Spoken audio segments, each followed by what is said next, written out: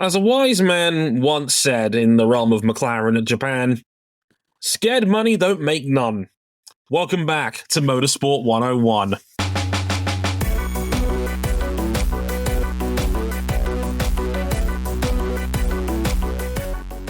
Hopefully this podcast will be as much fire as the random patches of grass that did the exact same thing over the course of the weekend. What was it, 5 times? Over the weekend we had patches of grass on fire? At least 4, wasn't it? Jesus. Welcome to episode 574 Motorsport 101. I'm your friendly neighborhood host, Dre Harrison. Glad you could join us as ever. And we're here to review what was interesting Japanese Grand Prix. I say interesting because it was a Grand Prix that was universally shit on from a great height. So much so we've had 15 different branches of discourse about what to do about Suzuka. And we'll try to make sense of at least some of those angles over the next 45 minutes or so. But it was a flawless weekend for Max Verstappen at the front of the field. Pole pretty much led lights to flag for all things concerned. And pretty scintillating, narrow victory over the two McLarens of Lando Norris and Oscar Piastri. So, concluding the sprint, we've already had 4 different winners this season, and we're only 3 rounds in. Kind of wild we've got to this point already. We have a 1-point game in the championship as well between Lando Norris and Max Verstappen. Storylines, narratives, all we needed was some overtaking, unless Ricardo signs. Well, we'll figure the rest out later. Joining me on the pod, as ever, is Mr. Cameron Buckley. Hello, sir. Hello from not sick bay, because I feel like I'm the only one who's actually feeling something resembling 100% on this show. Personally, laughing all the way to the bank. They still do not call it the Honda Motor Company for nothing. One last ride, one last home victory for Honda as Red Bull also become the team with the most wins ever at Japan. That was their 8th victory at Suzuka, more than Ferrari, more than McLaren, which is quite the wild stat when you think about the history of F1 there. Also joining me is Mr. RJ O'Connell, or if you're watching the video version of this, our Patreon backers are at the moment, Darth Vader is in the room. You know, I had a good weekend at Sonoma. Last week, I mentioned that I was really excited to go to Long Beach for the first time. Really looking forward to that. And then what came across this weekend, other than my girlfriend and eventually myself, contracting the novel coronavirus and me having to work from home this weekend when I could have been in Long Beach, California instead. Do you want to know the absolute fucked up part of this? This morning I tested negative after all the arrangements had to be called off, and I was committed to work from home anyway. Oh, and God. I knew that was absolutely going to happen. That's just the way it goes sometimes, man. It's shitty. It is so shitty. That is such a raw deal. I'm really sorry, RJ. I'm glad you're spending it with us at least. But I'm glad you're okay, relative. Can we call it novel anymore? 5 years of this bullshit? I like calling it the novel coronavirus. It adds a little zest. I know it's not novel, and I know it hasn't stopped, but it's better than calling it Wuhan, Shan, or whatever kind of cringe names are coming. Look, I'll be fine. There's worse shit going on in the world these days. Yeah, tell people where they can find the podcast. Yeah, I will in a minute. Yeah, we are the walking wounded right now. Cam's the only one that's relatively okay. RJ caught COVID over the course of the weekend. Turns out I've been battling a chest infection for 5 fucking years, man. Yeah, as far as I'm aware, I've never had COVID yet, and I'm going to start touching wood repeatedly to hope it doesn't happen. Punching your desk. Yeah, Jesus I've Christ. had it 3 times. Okay. Yeah, not fun. And found over at Bolsonaro Official It might be the most cutting insult RJ has ever thrown my way. I'd prefer not, but RJ's gone on and off from COVID. I've been battling a chest infection apparently for the last 3 weeks, and 2 of those didn't even know I had it. Thought it was just a cold. Turns out it was far worse than that. I know I sound relatively normal, but there are coughing fits occasionally in between. Thankfully, the antibiotics have kicked in quite nicely now, so I'm close to 100% again. But that was a shitter. So waking up half my neighbors at 3 a.m. via me sounding like I'm about to cough out half my spleen is not ideal, I promise you. Watching Sebastian Bourdais' last Champ Car title-winning car being driven around Long Beach this weekend. I know. It sucks. Yeah, but you're here with us, which is like 10% as cool. Okay, maybe 12%. We're trying. We'll settle at 7. Yeah, fair enough. Right, well, this is where you can find us real quick. We are on youtube.com/motorsport101. We're on facebook.com/motorsport101. We're on Twitter at motorsport_101. And we're on Instagram at motorsport101pod as well, if you want to get some video highlights of the show and some occasional monologues from yours truly. Thanks for all the support on those, by the way. Over 500 plays on each of those, which is kind of crazy for a channel and an account that's got like 100. Shit's wild, so thank you. Well, it really does mean a lot that you guys are liking the video stuff over there. More to come soon. If you really like us, you can back us financially on Patreon, patreon.com/motorsport101. $5 gets you early access to all of our episodes, and you can upgrade to the $10 tier, where you can listen to these episodes live as they are being recorded. Big shout out to Raptor, to Toki, to Emma, to Jason, all in the chat. And King's here as well, right? Eric King, our co-host, is in the chat as well. King from work. He's busy riding over at Jalopnik right now, but he decided to have us on in the background, which God bless him. That's sweet of him. So I hope you guys enjoyed the show, everybody. Thank you very much for listening in, as always. You can also follow us on Blue Sky, each of us at cbuckley917, at RJ O'Connell, and at dreharrison.bsky.social, the usual end of username tag they normally put on your account, because I'm not that fancy to get a server sorted out. And of course, all of those details and more on the website motorsport101.com, including written updates and reviews of everything you've seen in the last couple of weeks, including the Japanese Grand Prix and thoughts from yours truly, and a big whopper of an Ask Dre as well. So over 4,000 words, so a lot of questions this pop up. Thank you for all of those as well. There was a lot of really good stuff in there.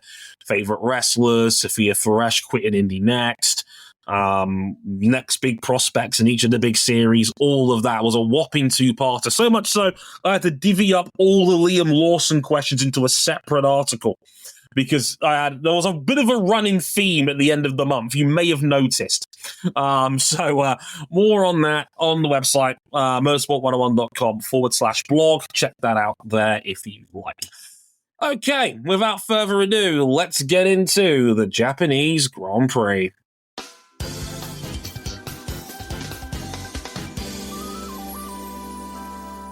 It was a flawless weekend for Max Verstappen, who decided to dictate the terms of engagement by adding in their 15 tariffs. No, not quite. Didn't quite manage that. But he did qualify on pole by just 12 thousandths of a second ahead of Lando Norris and Oscar Piastri's McLarens. Then he led almost every single lap during the race, with the only real threat being Lando Norris's strange driving on the grass when both leaders entered the pits together. I think it was lap 23 or something like that. Norris couldn't even get close enough to launch a DRS attack on Max down the stretch. And with it, Max scores his, I can't remember it's saying this, 64th Grand Prix victory. It's still a wacky number to talk about a guy who's still 27 years of age. He's the first man to ever win 4 straight Japanese Grand Prix at Suzuka, and Red Bull becomes the all-time team wins leader at the track with 8. I mean, I'll go to Cam first because he was so impressed. He ended up buying a die-cast of the Red Bull in question. But how good was that from Max? You lie. I had to buy 2. I may. One of them is going to be ending up at your address whenever that ships next year. Q1 2026 was apparently what the pre-order said on Verstappen's website, so we could be here a while. Well, get the orders in before the tariffs, of course. I told you he wasn't going to let them have it easy, and he is holding up his end of the bargain thus far. That was about as perfect a weekend as Max has ever put together in F1, and he's had quite a few. I mean, and it really is defined by that qualifying lap. No purple sectors, pole and lap record. I dare you to find me a smoother lap of Suzuka circuit, because it was just as perfect. It was liquid gold. And it's funny because he was down about a tenth going into the Casio triangle. And then he very suddenly wasn't, as he broke 25 meters later than Lando Norris. I don't know what happened. I don't like did Lando just think we're going to play it safe here? And the Max is just send. That is the kind of lap where you are committed to either the nose turns in here, or I'm going to have an unbelievably expensive repair bill. No kidding. You look at the laps side by side, and you can visually see Max breaking later for the Casio triangle, and that was worth a tenth and a half, and that was enough to just narrowly beat Lando over the line. Like I said, like Cam said, no purple sectors on that lap. The ultimate time was a good tenth and a half quicker. Norris had the best sector one. Piastri almost certainly would have ended up on pole, but he botched turn two on his final lap. He lost about a quarter of a second, and he was always chasing the lap time after that. I tell you what, almost chased it down. He was only in 44 thousandths behind. Yeah. So the top three covered by less than half a tenth. But in this era where these cars have very clearly jumped the shark in terms of dirty air, and now they are debatably as bad, if not worse, than the 2020, 2021 cars. Scum air. Sewage air. Pole was absolutely critical, and for 53 laps, Max carved a path around Suzuka circuit that left him untouchable. Norris never even got into his DRS. And he was fast where he needed to be, and Sector 2 is run up through the Degners and up through the hairpin. Every single lap, he was putting a tenth and a half on the McLarens. Every single lap. They couldn't get close enough to mount that attack. And even if they did, I mean, the dirty air was so bad here that even if he could have got DRS, there was no shot. The ultimate bend but do not break race. They just couldn't make him make a mistake. They couldn't get him under pressure. And what will ultimately define this race beyond Verstappen's excellence and how damn good that car looked out front. White Bull. Revenge for Turkey 2021.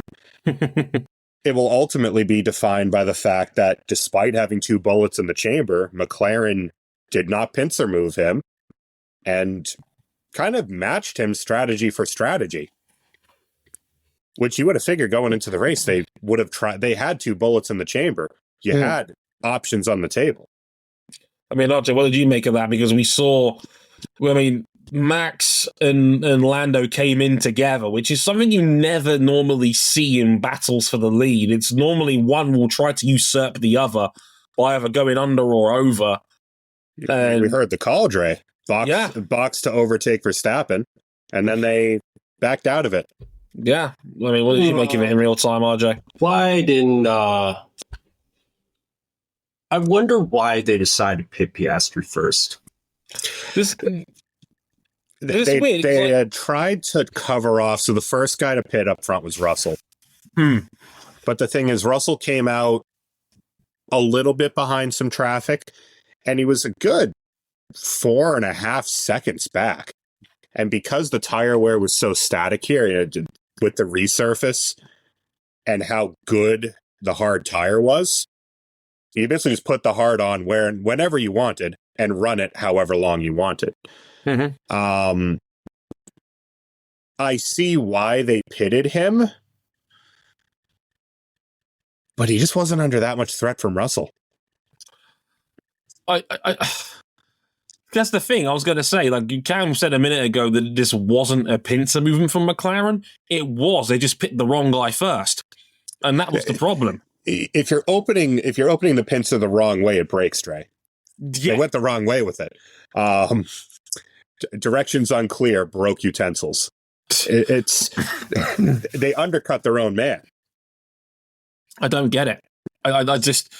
This was a strange. I mean, this is the key moment of the race. It's Piastri, goes for the undercut. He comes in first out of the big three, but he's too far back at this point to really challenge the front two because Max then boxes to cover off Piastri a lap later. And at this point, Piastri's 2.5 seconds back before he comes into the pits, and that's too much for one lap of undercut. And then. This is what I don't get. Why didn't McLaren instead on the radio say box opposite Verstappen? That's what I'm thinking too. Well, they did and they backtracked it. I think from what I've been told by a few people behind the scenes, I think they were scared about Norris coming out directly behind Oliver Behrman. And having to pass Behrman on track would have probably lost them a second or so. And I think that's what they were afraid of. But even so, at worst, you're back where you started again. Like, there was no real drawback to... Like, here's what I don't understand. Lando Norris barely got a single lap of this race at open air. He was staring at the rear end of a Red Bull for pretty much all 53 of those laps.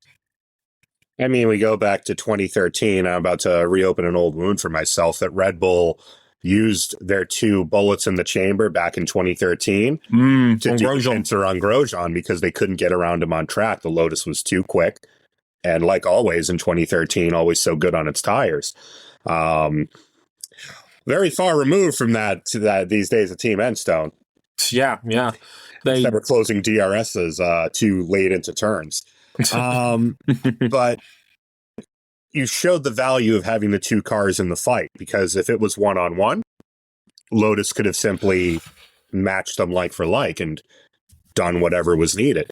In this case, McLaren were very conservative.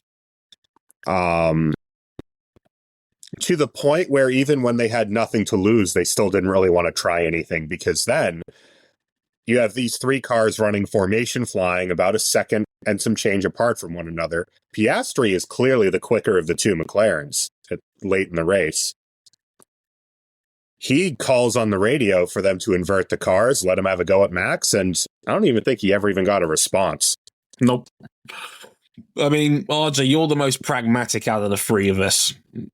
I mean, did you think a swap was necessary there? Like, what do you think the thought process is in that McLaren garage right now? Because I wasn't very kind about it when I wrote about him. I said, scared money don't make none in regards to McLaren. And are they just content to take the 2-3 and go home here? Because I felt like they had the quicker car this weekend. And I think they let a wing go begging here. Taking the 2-3 is fine if you really feel like Red Bull's not going to be a factor as the season goes on, that this performance was an outlier. And I guess probably looking to say, well, Ferrari still hasn't. We'll talk about Ferrari later because Mercedes still hasn't realized most of its potential. I don't know, man. Like, and I'm not even like sincerely of the mindset that just like, well, this didn't work out because they should have put Oscar first because he's clearly the best driver, yada, yada, yada. I'm not that propagandist. I just think like there was an opportunity. You at least swap the cars and at least see if Oscar has a pace. Worst case scenario, just swap them back at the end. You still come away with 33 points. Yeah. And the constructors. I mean, my whole thing is, right, like, you have nothing to lose by trying it. I don't know if Oscar would have been able to do so given how horrendous it was to follow. Basically, the whole top 6 did not change in this race. First time ever. But at the same time,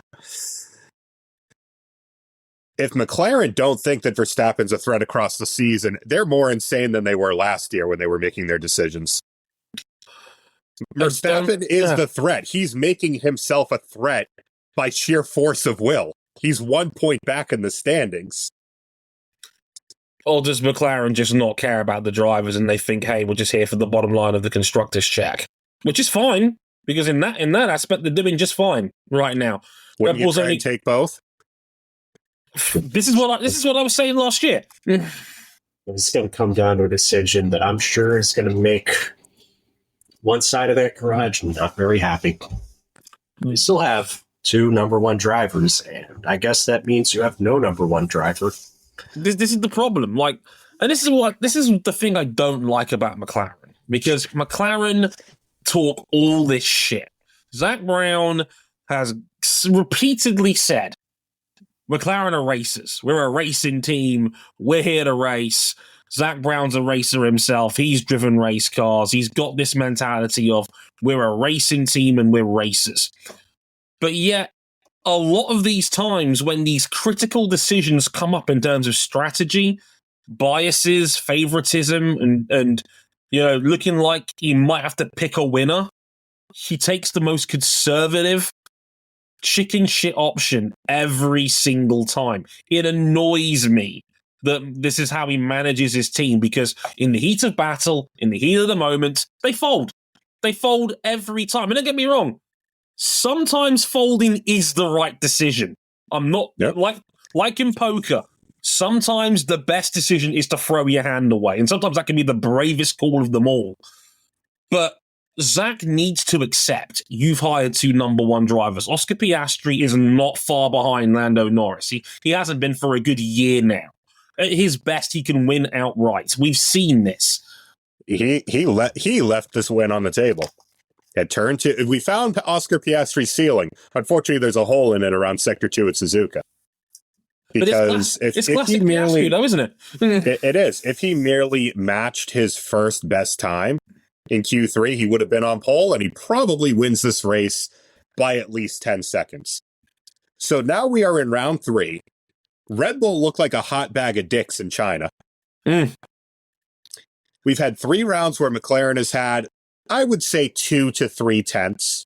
At worst, 2, at best 3 on the field. They're 1 point ahead of Verstappen in the Drivers' Championship. That's what the paddock generally thinks right now. They generally think McLaren's got 2 to 3 tenths on the field, is the general consensus I've been told. Well, Max is 1 point down in the Drivers' Championship. But that's unfathomable if you're McLaren. Right. And if you look at this season on a countdown timer to Spain, to the technical directive, where we know McLaren rely on flexible wings as the rock upon which they build their church, aerodynamically, they are summarily failing to build a gap to Max Verstappen. With 3 rounds down, Spain is round 9. You've got 5 races left before we get to the Spanish Grand Prix on June 2nd. There's 1 point in it.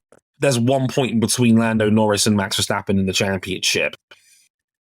This is not ideal if you're McLaren, because once again, and I don't like that we're having this conversation again, but once again, McLaren are not executing at their optimum yet. Oscar Piastri turned into Clarkson's farm in Australia. Lando Norris kind of got away with one in China, was not great in the sprint, left a few points on the table there. And in Japan, a race that was very winnable for McLaren, they didn't win. A race where they should have locked out the front row on pace. They had their pants pulled down. Yeah. RJ, you want to talk ahead? You had a hand up, RJ. Do you want to say something there? Yeah, I get it. Like, even going back to the Dennis years, McLaren has always prided himself. It was like, we don't do team orders like Mino Ferrari. We let our drivers race each other position fairly on track. That's what we do. I think eventually at some point you got to make a decision that's going to piss somebody off and piss the fan base off, but it's probably what you got to do. At least McLaren can look forward to their home race this coming weekend. That should be good for them. RJ, Silverstone's not until July. It's their home race. Yeah, they're owned by the Bahrain Sovereign Fund. Yeah, this is their second home race this weekend, and McLaren's got to be a bit careful. Traditionally, they have not gone well in Bahrain in recent years. Well, of course, they've showed up. Well, of course, the last few years, haven't they shown up with a car that just needs to be thrown out before they redesign it again mid-season? Yeah, that Spain upgrade package is going to hit like crack for McLaren. If the pattern's anything to go by for the last 2 years, we'll have to wait and see. I mean, yeah, just to put a neat little bow on this, I like the phrase I've used a lot this past week has been "scared money don't make none," and it's McLaren have got the fastest car in Formula One, and I think that's been obvious now. Mostly for almost a full calendar year now. We're getting pretty close to the point where it's been a full year since I think the real flashpoint was Miami, maybe Imola last year when they were really like, okay, this is the McLaren that's actually going to win something now. And I find it baffling, in my humble opinion, that in that time span they've only won 7 races. They should probably have double that. They should really be in double digits. It's baffling that they're not in double digits. Like, and were all of those races winnable for them? No. There were races last year where Ferrari were clearly quicker down the stretch. There was races where Mercedes were just flipping switch and Mercedes would go run away with the weekend. And of course, Brazil, where it didn't work out off the line, and then it really didn't work out in the race. At some point, McLaren, like, we used to rake Ferrari over the coals for doing this on a weekly basis with a car fast enough to dominate. Have I not been saying on this show for years that McLaren and Ferrari are more joined at the hip than people like to give credit for? They are two sides of the same silly bitch. Let's not forget McLaren's Constructors' Championship was their first world title of any kind for 16 years. Their first constructors for a hell of a lot longer. Since 98. Yeah. It was a 26-year dry spell. Adrian Newey's first year at McLaren. Half the chat weren't even born in 98. Like, Jesus Christ. I was one. Yeah. So it's at some point McLaren is going to have to start acting like a championship caliber team because they've got the car, and they've got the drivers. Most of the time they've got the drivers, but Piastri needs to stop leaving weekends on the table. Because again, we keep finding his ceiling. We're seeing both his ceiling and his floor on the same lap now. Yeah, and before I move on from McLaren, I mean, like, I need to, like, people are still being very sympathetic towards him. I understand why. This is year 3 for Oscar Piastri, and whether he likes to or whether he wants to admit it or not, he's a championship contender this year. He had 2-1 odds to win the title going into this weekend in Japan. Whether he likes it or not, you are, like, at worst, second favorite to win the world title. This is the year you're going to have to start driving like a world championship contender. You're not going to get the rookie pass no more. You need to start matching and beating Norris weekend to weekend, and you're not doing that yet. And I think as well, the qualifying is so important as well because there's going to be many more tracks like Japan where passing is going to be difficult, and having that track position is going to be everything. Yeah, and you can't. If you keep watching that, you're not gonna win races. Well, and drivers who have maximized everything on the table thus far, name them. Run that by me again, Cam. Name the drivers who have maximized everything on the table thus far. Max and probably George Russell. There you go. George has been very lonely. He's having a very lonely season thus far because he's been fantastic. He's been terrific. If someone's floor is, I'm going to get everything available on the table every single weekend, as Max has done thus far this year, you're going to have a very difficult time putting him away. Yeah. And if June... You need all the help you can get. And if June 2nd doesn't go his way, doesn't go McLaren's way, it could be a very different championship complexion down the stretch. We will have to wait and see. I mean, sadly though, on the other hand, one of the other big talking points off the back of the race was the lack of action. Despite the intensity, it wasn't a race with a large amount of passing, barring Carlos Sainz's late charge through the back of the field. It's led to bigger conversations about Suzuka's status as a track and place on the calendar, with Sainz himself calling it the new Monaco after the race. Harsh. Is it time for a difficult chat about Suzuka's status? Yeah, it's time for a very difficult chat about why these cars are so long and so big. That's the big problem. We just saw a Super Formula race where, okay, yes, overtaking still comes a premium in open wheel cars and in multi-class racing, but it can still be done. I have watched multiple championships where it is possible to do this. This is a problem of F1 car dimensions being too large. And even if you were to, like, let's say, okay, Suzuka's not fit for purpose. Well, what are your other options? Fuji? You could throw out Fuji's got a lot of the same problems. You could throw out Okayama, Autopolis, and Sugo. They're in the middle of nowhere. Okayama and Sugo are even worse. I say, if you go to Autopolis with these cars, we are going to see an overtake-free race, no matter the strategy. Oh, God, kill me. Strategy, I meant to say that. Now, Trey, what would you make about the possibility of a Formula One race at the other Honda Mobility land-owned circuit, Mobility Resort Motegi? You're not seeing a pass worth a damn. It's too small. I think they should run them at the parking lot at Motegi. Oh, that's just the oval. Right.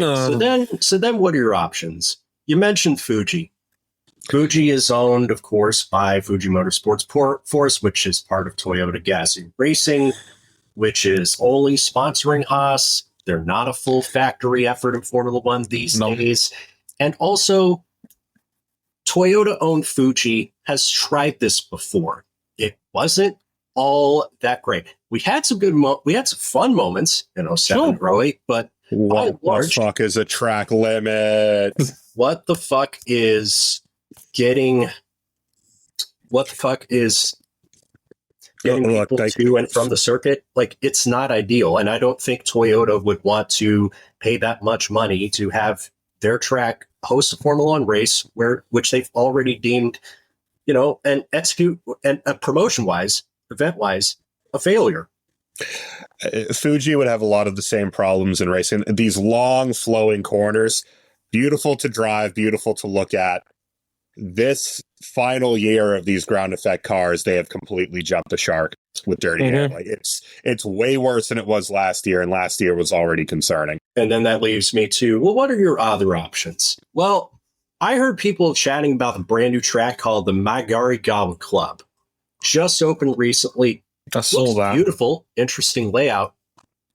But then you're just creating the Japanese equivalent of the Thermal Club. Yes. Same brain cell. And then what's your other option after that? Well, they floated around a street circuit in Osaka, the second biggest city in Japan.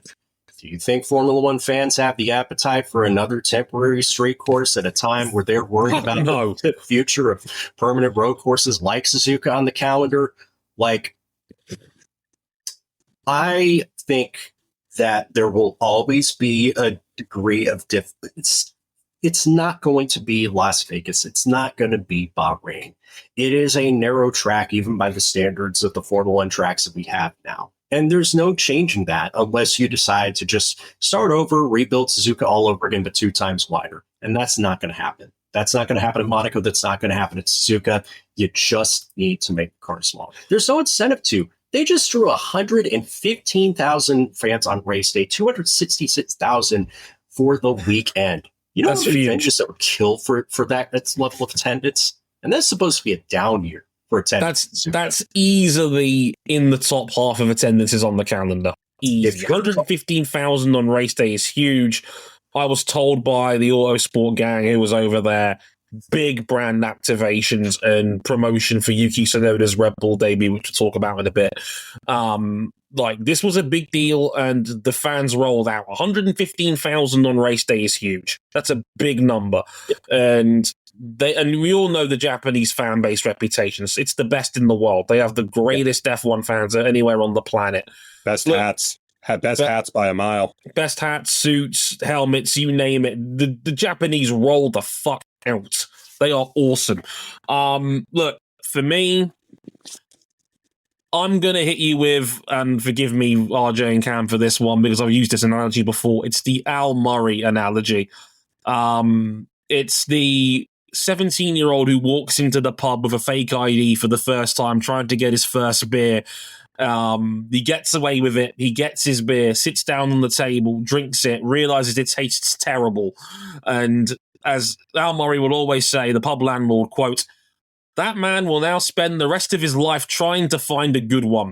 That's how people, I think, talk about Formula One. in that, guys, sometimes bad races happen. Okay? I think people need to accept that the average Formula One race is a 6 out of 10 with a few passes and maybe some mild intrigue. They're not going to be bangers every week. Okay? And not everything can be Hockenheim 2019. No, it's impossible. Like the parameters of sport do not allow it. And as RJ quite rightly says, these cars are too big. And as Cam quite rightly says, they generate far too much downforce now. Following cars is going to be extremely difficult on the more technical circuits that don't have 1.5 kilometer long straights like China. Well, honestly, straights like that are a bandage to get the cars to overtake. Right. Because otherwise, where the hell are you overtaking in China? There's a reason why Tilke, when he had this fleet of new tracks put on the calendar in the last 20 years, that they've all had one thing in common. Street circuit variants to make it soften the blow when we actually go to new street circuits, and big F-off long straights to try and compensate for the fact that cars are going to have it really hard to follow. Suzuka's always had that problem. It's had that problem in every era. I remember the V10s and V8s. Japan is a track that produces highlight reel moments, but not necessarily all-time great races, because it was a season finale not that long ago. It was often a title decider for many places, which always ramps up the tension. It always had a very changeable climate because it was often in October, right in the middle of monsoon season. It had a lot of things going for it as intangibles that maybe made those races a little bit better in hindsight than we gave them credit for. That's not Japan's fault. That's just the way the sport and the calendar rolls out sometimes, right? This track is lucky that it is as good as it is to drive, and the drivers love it so much, because you said a lot of the races here have been pretty damn boring. But again, best track in the world. It's my favorite track in the world to drive. Even in 22, we didn't have a whole lot of passing, and those cars generally could race just about everywhere. If you're calling Japan, you might as well take half the calendar down with it, because this was my argument with Spa. With like the last couple of races at Spa weren't that spectacular. Well, more spectacular than stuff like this. Yeah, like if we're running down that road of like, is it time to rethink Spa's place in the calendar, Mon's place in the calendar? They already have. Unfortunately, that's already happened. And, you know, makes me sick. Sick. I thought a lot of our fan base really loved permanent road courses with history and aura, and really didn't want to see them go. And now I just realized that a lot of people, and I hate to sound bitter about this, but a lot of people they really are the consumers of everything they say they hate about modern Formula One in terms of track selection. Yeah. When it's not giving them their instant gratification, absolutely. Imagine baseball without Fenway Park or Wrigley Field. Yeah, those are kind of dumps. Yeah, the dimensions are terrible. It's my dump. Yeah, and King makes a great point in the chat as well. Seeing the discourse around V10s, no one is willing to swallow the real solution: slowing the cars down. We're never putting that genie back in the bottle, because if you say we need to slow these cars down, it will be met with thunderous boos and shame and all of that stuff. I don't mind if you slow the cars down a little if it just makes the racing a lot better. They're already the fastest in the world. Yeah, like honestly, chasing lap times is one of the things that me and Michael Johnson agree on when he was talking about Grand Slam track, which debuted this past weekend, which we watched as a family together on Discord. People don't really care about lap times. Like, he's always complaining that people care too much about lap times in track and field. We in Formula One don't care about them. I don't like lap records sound nice for 10 seconds on a broadcast, but I think you could add 5 seconds of lap times to these cars, and I don't think there'd be very many complaints about it in the long run. Well, and the problem is that they did a couple of years ago, but the designers always outsmart the rules and regulations. They're not employed to make the cars race well or look good. They designed them to go fast. And we are now in year 4 of a set of regulations. These cars are now mature, and they are generating as much downforce and dirty air as they ever have before. These are the fastest cars we've ever seen in Formula One. We've got over 1,000 horsepower, a ridiculous amount of grip, multiple tons of downforce, and they're going to get even quicker when the new regulations come through, because they're going to be even more powerful, even more torquey, and they're going to have all this adaptive aero, which I mean, we're talking about boost shutting off in this regulation set coming up. It's going to be talking about a boost coming off at 205 miles an hour. I mean, let's think about this for a minute. Like, as I've said many a time, the tracks are not the problem. The sport has grown too fast for its own good, and it's squeezed the capabilities of some of these tracks to provide good racing. It's like two wheels in the Saxon Ring, which is now arguably too small for MotoGP, but we still race there every year. And apparently, according to Luca Marini, the Brazilian Grand Prix they're going to add is apparently even quicker and even smaller than the Saxon Ring. So, and we're seeing the same thing with MotoGP, where it's going through its own technical revolution, and the bikes are getting that much faster, and they're racing that much worse. On tracks that already exist, and they really just can't support it. And to that effect, I mean, a lot has been spoken about the tires this weekend. We got kind of the worst of every era of Pirelli all in one weekend, where anything but the hard would just die under the strain that the cars were producing because they're cornering so quick. The hard tire was medium, and it lasted. It was quicker. Yeah, it was quicker. It was quicker because the mediums would heat up too fast. And the hard, you could just run into the ground, run it as hard as you like. So Liam Lawson did 32 laps on the medium compound tire. What are we doing here? Lewis started on hards, went on to mediums, and got dropped like a bag of dirt. Yeah, and then he pulled away from him. It was ridiculous. No, it's, again, Pirelli's got to shoulder some of the responsibility here, but I feel a bit bad for them because they've always been pulled in the act by every different stakeholder in the sport as to what tyres to create. Everybody wanted Pirelli to create more durable tyres. They got their wish because of this stupid placebo effect that fans have, that we want to see guys push at 100% all the time, and without realising this is the sort of stalemates they end up creating, because at full chat, this sport is so close now that you get these big dirty air stalemates that no one can pass each other with. Yeah, good problem to have if the field is this close and competitive. It's the worst of all worlds. You've got on the soft and the medium, we basically are now in a one-tire sport. Because almost every weekend, Pirelli has made changes going forward to try and alleviate this, including the introduction of the new C6 tire. Making its debut in Imola in a couple of weeks' time. But we're a one-tire sport now. It's just deal with whatever you can, get on the harder compound, and then run it into the ground. And because anything less, that tire just folds. And I hate the fact that Pirelli have basically been bullied into bringing a softer compound to now Miami and Imola, which they announced today that the Imola, the C3 is gone. They're going 4, 5, 6 in Imola, and Miami is going to be 3, 4, 5 this year. So Pirelli's clearly wanting to now be a bit more aggressive because they've had to take a bollocking from fans saying that this race sucked. And I've got to say, real talk to the F1 audience, correct me if I'm wrong. It's a subjective comment. Feel free to fire it at me. When was the last classic Japanese Grand Prix? 2022 for all the wrong reasons.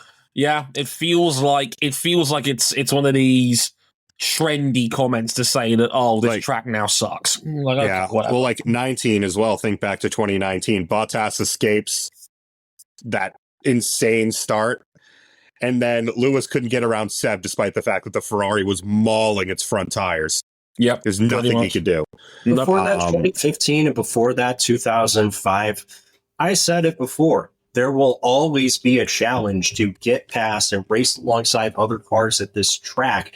It is very narrow, even by the standards of Formula One tracks, but the way Formula One is at the moment is making the problems worse. Yes, modern Formula One Suzuka is just a place that only has hype moments and aura that we remember from our childhood.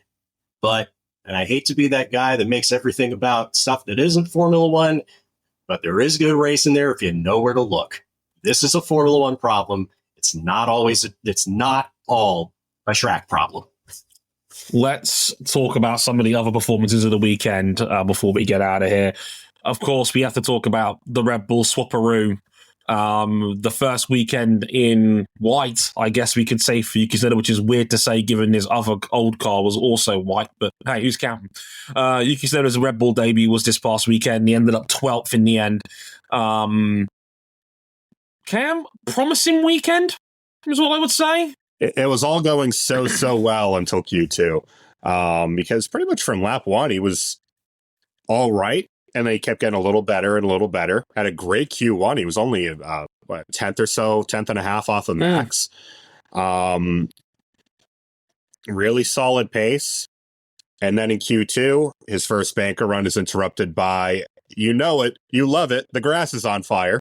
Again, full China 2024 again. We had 5 grass fires over the course of the weekend that led to red flags. We had 4 red flags in one practice session. FP1, 2 of them were due to grass fires and 2 of them were due to sizable incidents. We'll talk about that a little bit more in a bit. But unfortunately, last run in Q2, he botched his tire prep, which meant he botched his lap. Just not good enough in that scenario. And with everything we've just talked about, with just the lack of passing, I was about done from there. He spent his entire race in a DRS train. I think that there is a proof of concept that Yuki Tsunoda will be, generally speaking, fine. Can call off any thoughts of worst case scenario. Yes. The result wasn't what we expected, but it's not like he was miles off like he was like Sergio Perez was at his worst times at Red Bull. Like Liam, he's already done more in a Red Bull than Lawson ever even came close to doing. Yeah. And it actually makes it all the more annoying that Red Bull did not make this decision in the first place, because it would be all the better had Tsunoda had an off season and preseason and 2 or 3 rounds to prepare in. Yeah, we didn't talk about it because obviously we didn't have the full nuance of Christian Horner's comments going into this Japanese Grand Prix weekend when we recorded our last episode. But talking about how, like, Yuki's experience to help develop the RB21, was that experience not there in December? I don't think they realized the performance hole that they'd be in, because, I mean, if you ask Max, again, like, the balance of the car isn't horrible. It just lacks raw speed versus last year's car. Yeah. And you know what I didn't hear a lot of this weekend, even when this weekend started to go off the rails? You notice how he didn't act like the tantrum-throwing man-child that we all thought was unfit for the Red Bull ride. I know it's just one race weekend, but by and large, he seemed pretty composed and pretty within himself. Like, with the benefit of hindsight, this should have been the setup all along. I don't understand why it took them so long to get to this point, and why this is ultimate, and why it had to come at the expense of tanking Liam Lawson's confidence. But, you know, I'm not Red Bull. I don't work for the team. I haven't won X amount of championships and blah, blah, blah, blah, blah. I also want to talk about Isack Hadjar for a bit. This boy, nice. Proving all my worst fears wrong. Again, another person that people worried about, oh, is he going to be able to maintain his composure? Like, I'm sure that, like, the predicament that he was in with the 5th belt constraining him in certain parts of his body, that's not great, but this was a great weekend for him. He's proving my fears of being a one-and-done driver very, very wrong. Thank goodness for that. I didn't want to come in feeling entirely pessimistic about him. And if I am in the Liam Lawson camp, that's the guy I'm probably worried about, because he's getting on top of it right away. Well, and like, if you could tell a story in two parts, it would be Lawson out qualifying Tsunoda after that major mistake in Q2, and then Tsunoda slicing up his inside after Lawson made a mistake at Spoon on lap 1. Mm-hmm. You're ahead of both of them. Hadjar had a really lonely, very quiet run to 8th where he just did everything he needed to do. With one bullock. What a guy.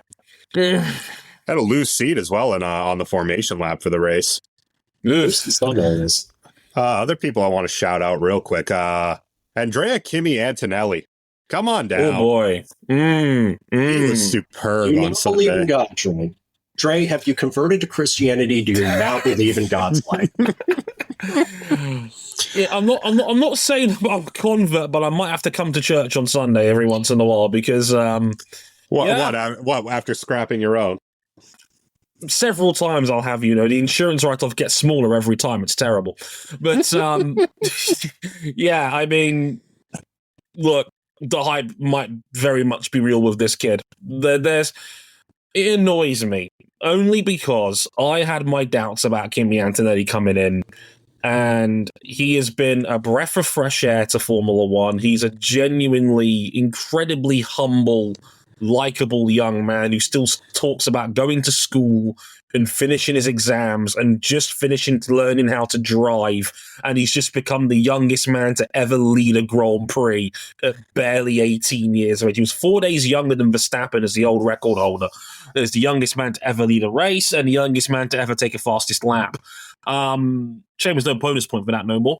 But look, to finish that race in 6th and to be only a second and a half behind George Russell on the road is mighty impressive. That is phenomenal from a guy that's in his 3rd Grand Prix. And George Russell has been one of the drivers of the season so far, in my opinion, without question. He's been sensational all year long. He's not put a foot wrong all season, George. And if Kimi is right there with him, Merckx has got a powerhouse of a team for the next 10 years if they can keep Russell on board. They're running away with 2nd in the constructors right now just because Ferrari had an entire weekend struck off the board. And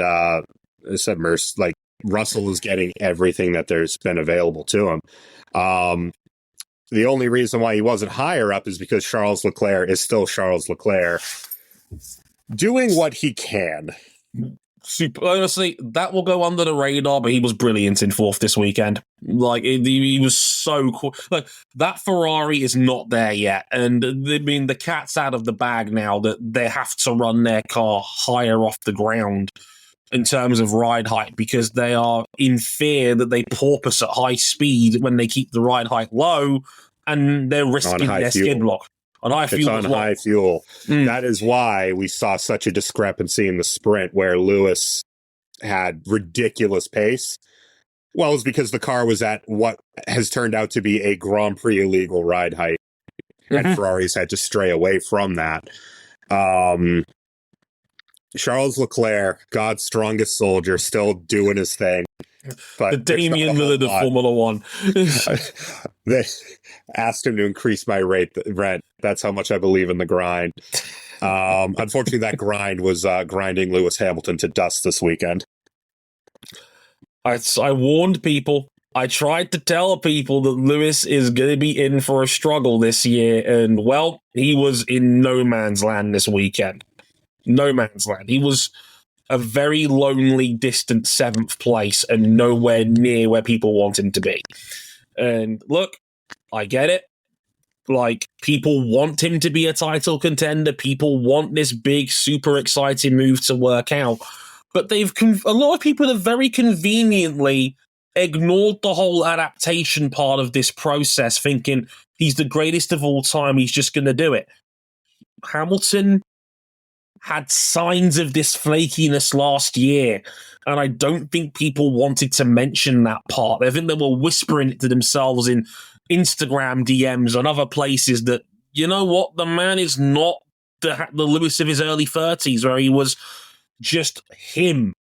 That he's not that guy anymore. Well, if anyone should know about Ferrari, and the way it's been going. It should be him. He was farming them for world championships in the late 2010s. Exactly. For shit like this, because it is still early days, and lest we forget, Ferrari almost stole the constructors last year after a late season upgrade. This same team that almost did that is like distant fourth best right now. After a major retooling of their car, probably the most major retooling of any car on the grid from one year to the next. And much like McLaren in 2013, other than that sprint in China, what do they have to show for it? Not much. China weekend that was struck off the board. They were barely in the points in Australia. And this weekend, Leclerc was a valiant fourth, but Hamilton was a distant seventh. Dre, nowhere near the win, though. When Max and the McLarens dropped the hammer about halfway through that first stint, Charles Leclerc got dropped. Mm-hmm. Yeah, they it was several seconds by the back end of that stint. Leclerc just could not stay with them. The car just was not there. And you might be right. On paper, Ferrari might be fourth behind McLaren, Mercedes, and Max. By the way the sport is right now. Max Verstappen is not a driver. He is now quite literally the entire team. A couple of things I've got to mention before we get out of here as well. Jack Doohan. Oh, boy. Yikes. Oh, boy. You know, we can say that he's been given a raw deal at Alpine. Which he has.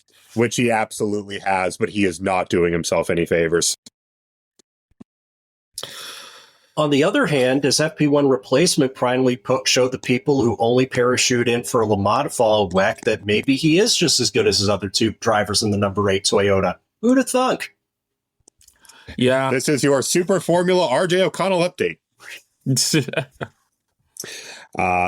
Jack, for those who didn't see what happened, if you are to believe rumors, he figured out he could run turn 1 at Suzuka with the DRS open.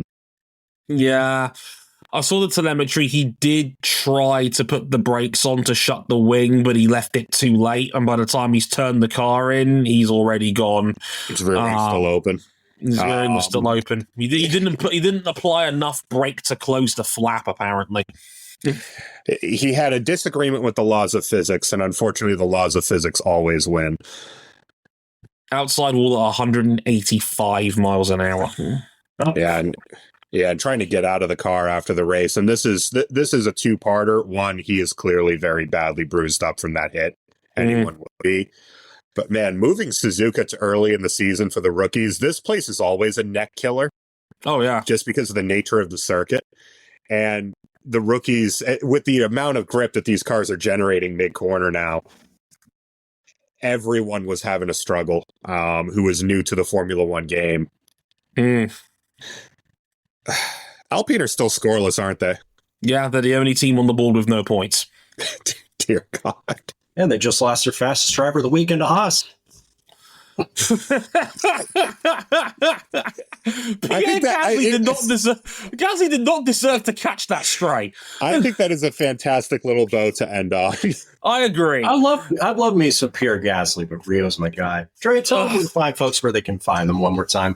Yeah, look, you know where to find us. We mentioned at the top of the show, YouTube, Facebook.com/Motorsport101, Motorsport101 pod on Instagram, Motorsport_101 on Twitter, CBucky917, RJ O'Connell, Dre Harrison on Blue Sky, and of course the website Motorsport101.com. 3 episodes next week. Triple kill. We have Formula One. So much racing this weekend. That's right. We're gonna be so busy. We're gonna need to expand. We're gonna need to start selling crispy chicken tenders at M1. That's a very niche bit, but my God, that's good. I love Kevin Harlan. That man is a national treasure. We have, and this is only the series we cover, we have Formula One this weekend at Bahrain. Always a fun track, always a producer of good races.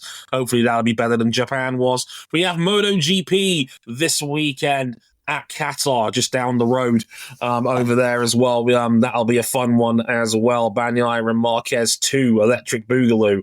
That'll be a fun one. IndyCar is at Long Beach this weekend as well, as is IMSA as well for their... Well, sorry, RJ, I'm really sorry, buddy. IMSA at Long Beach, -1 RJ O'Connell. You had to go rub it in, didn't you, Cam? What is wrong with you? Have some restraint. Never. Mercy. But yes, that's a thing. Formula E's at Homestead if you're into that shit. There's a whole bunch of motorsport this weekend. There is no excuse. Plus, well, go on. One Mr. Robert Wickens. Robert Wickens' first GT2 race in a specially engineered Corvette with an electronic braking system. God, if he wins... Yeah. If he wins, our entire server will become uninhabitable. In a Corvette with hand controls. It's very, very cool. I'll let you in a little secret. By the time this goes out, there'll probably be a teaser on social media. My friends at the Motorsport Studios have produced a documentary alongside Bosch all about Robert Wickens. It's being put together as we speak. They've got a crew down at Long Beach this weekend. I think the social media teaser for part 1 will be out by the time this goes out. I've seen some clips. It's powerful. It's raw. It's unfiltered. It's brilliant. I know you will enjoy it. Go out of your way to find it. And I'm not just saying that because they're my friends producing it.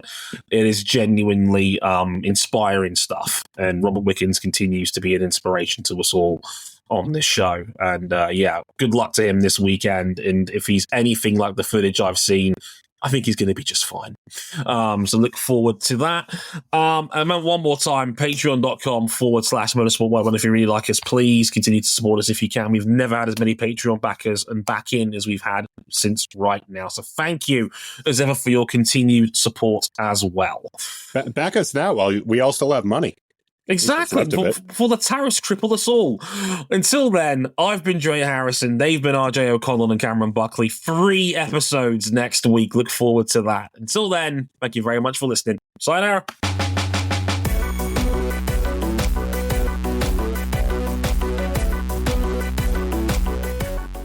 They should keep the White Bull for the whole year. Changed my mind.